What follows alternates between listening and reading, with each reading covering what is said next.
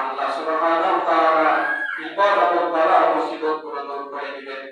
শুধু তাই নয়, জান্নাতে এক একটা হরফ উচ্চারণ করার কারণে, তেলাওয়াত করার কারণে এক একটা করে মর্যাদা বাড়তেই থাকবে, আর আমার স্তরটা জান্নাতে উঁচু হতেই থাকবে। সুবহানাল্লাহ।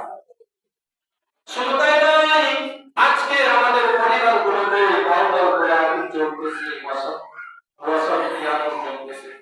স্বামী স্ত্রীর মাঝে সুসম্পর্ক নাই, স্বামী স্ত্রীর মাঝে সম্পর্ক ভালো না, স্ত্রী স্বামীর সাথে খারাপ আচরণ করে, স্বামী স্ত্রীর সাথে খারাপ আচরণ করে।